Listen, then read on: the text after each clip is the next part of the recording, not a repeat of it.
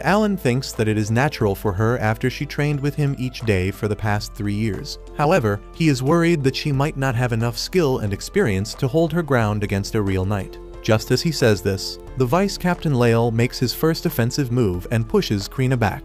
She immediately charges in for a counter, which makes Lael be on his guard, and he instinctively kicks her to a wall instead of facing her sword. Gerda gets hyper on seeing his girl kicked, but the knights subdue him before he can beat the snot out of Lael. Alan and his dad also get pinned by the knights, and he thinks that even though Krina is a sword god, fighting adults is too much for her. Krina falls to the ground after the kick, but then suddenly, she gets up and a blue aura surrounds her. Lael panics, realizing that Krina just activated an extra skill, and she immediately charges at him without any thoughts behind her stone-cold eyes. She begins pushing back the Knight Vice Captain with her ruthless attack, and Alan is impressed by her abilities now. Lael has no answer to Krina's attacks, and then, she snaps his sword in two with a powerful strike. Xenoph immediately declares that the duel is over, and Krina is disappointed that the fight was so short. She thanks Lael for fighting with her and says that he is quite strong for an old man, which hits him where it hurts the most because he is only 24.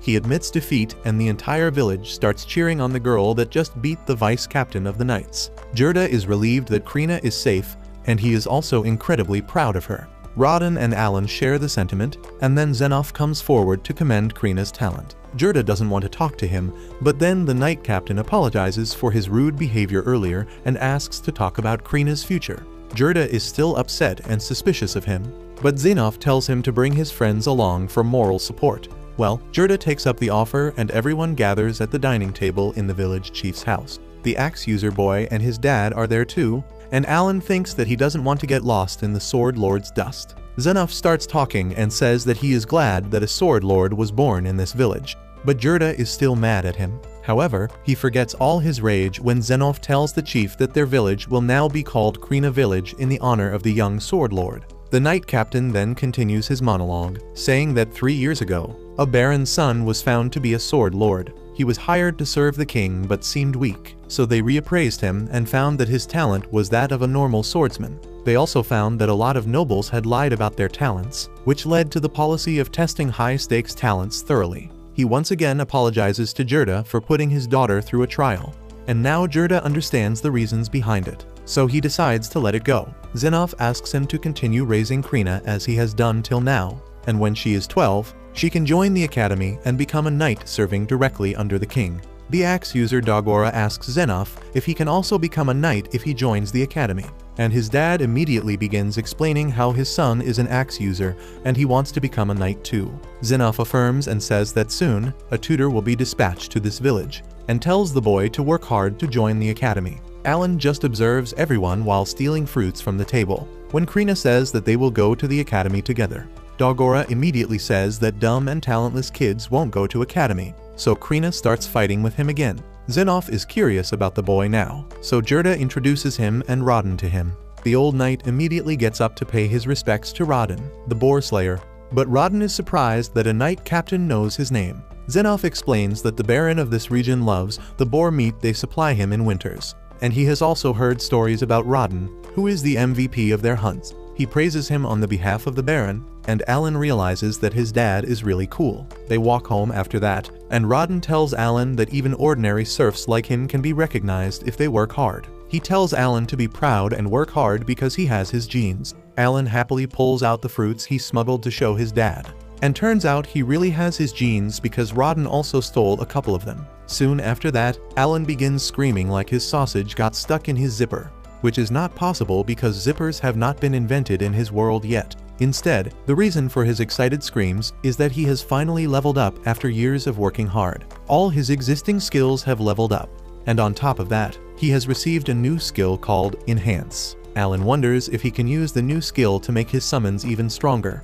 and on that note, he notices that he can now create and summon F-rank creatures. He already expected that much, and wonders what new kind of creatures he can create by fusing the already existing ones. He steps into Delulu Land and begins wishing to summon a dragon at his pitiful level, and then begins checking out other improvements. He finds that his grimoire can now hold up to 30 creature cards, which gives him a 50% increase in his stats that he can get by summoning the creatures, although he realizes that he is progressing quite slowly because it has been 2 years since the last level up.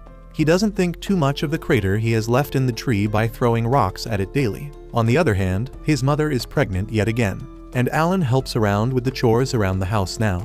His parents begin wondering if it will be another boy or a girl this time, and Dercia hopes that it is a girl because then she gets to name her. Just then, Alan finds that his mana is full again, and he opens his grimoire to find another letter from the god of creation Elmia. He speaks the god's name out loud, and that earns him a sharp rebuke from his dad, who tells him not to take the god's name in vain. Alan doesn't want to hear his full lecture, so he distracts everyone by saying that the old scar on Rodden's arm has vanished. Rodden tells him that it is because he passed the trial of the gods during the boar hunt earlier. Alan is curious about that, and Rodden tells him that the trial of gods is a special event that sometimes happens when they hunt. They feel a sudden burst of energy and their wounds are completely healed. Alan realizes that what his dad just described is the process of leveling up, and the NPCs of this world call it the trial of gods. He thinks that his dad must be at a pretty high level because he is a veteran boar hunter, and compared to him, he is still stuck at level 1. Even though his summon skill has leveled up twice, Alan knows that he needs to hunt monsters to level up.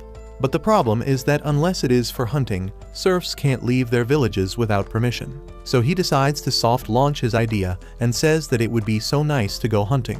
Rodden, however, instantly shuts him down, saying that hunting is a dangerous activity, and kids should be nowhere near the forests. Well, Alan is disappointed by that, but later that night, he decides to check what is in the letter the devs sent him. As he expected, the devs have fixed the text glitch where his summoner class was not displayed at the Black Monument in the appraisal ceremony. Not only that, the devs have officially sent a divine oracle to the Pope so that he can be aware of the new job class, and now it will be shown properly in the future. On top of that, they have also addressed the issue about all of Alan's skills being stuck at E because the normal calculation method uses the growth rate to calculate one's potential. The devs have sent him a special potential display page that doesn't depend on the growth speed, and Alan checks it to find that he has pretty high stats on all fronts, except for attack and endurance. He has S rank on mana and intelligence, which makes sense for a summoner, but because he has chosen Hell mode, reaching his potential would be next to impossible. However, Alan is never afraid to grind, and he immediately decides to try his enchant skill on a grasshopper monster. He finds that the skill boosts the stats of his summoned creature, but has no effect on his stats. He then summons the boosted grasshopper that glows golden for a second, but just after that, his mom comes there and squishes it under her feet. The next day, Rodden leaves for a hunt and Alan finishes the household chores before getting on with his experimentation. He tries all combinations of existing creatures to create new ones, but he only succeeds when he fuses bugs with birds. The result is a grass-type creature somehow, and this logic is even stupider than Goku and Luffy combined. Anyway, Alan is eager to see what buffs the grass-type summon will give him, and he is super happy when he finds that it boosts his mana capacity, allowing him to perform even more summons and fusions. Alan is excited because this can help him grow much faster, and he immediately summons the creature, which is an apple with sticks for arms and legs. Alan realizes that the living apple is not built for combat either and checks that its special ability is called Aroma. He commands the apple to use the ability, and it suddenly sinks into the ground before creating a tall sapling that smells really sweet. Alan thinks that it is a pretty shitty ability to have, but his mom seems to love the aroma, so he decides to leave the sapling there. Later,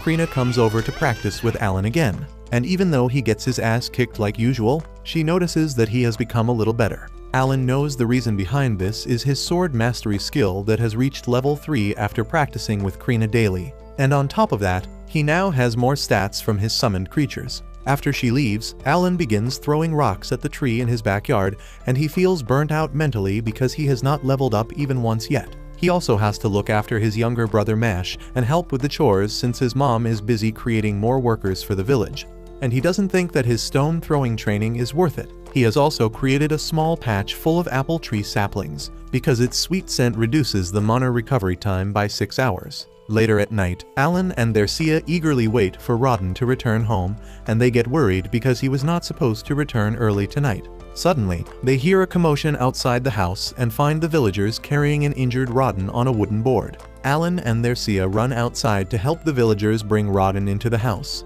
who is terribly injured with a huge wound on his stomach. Gerda says that Rodden took a boar fang straight to the gut, and if they didn't have a rare medicinal herb, he would have died before reaching home. Dercia asks how did he have the medicinal herb, and Gerda says that the night captain gave him some cold coins the other day as an apology for how he behaved with Krina, and he used them to buy the herbs. Other villagers suddenly join the conversation, saying that it is the fault of the commoners that Rodden got injured, and they are ready to settle the matter in their own way. Just then, Mash comes there on hearing a commotion and begins crying, so Alan takes him back inside to sleep.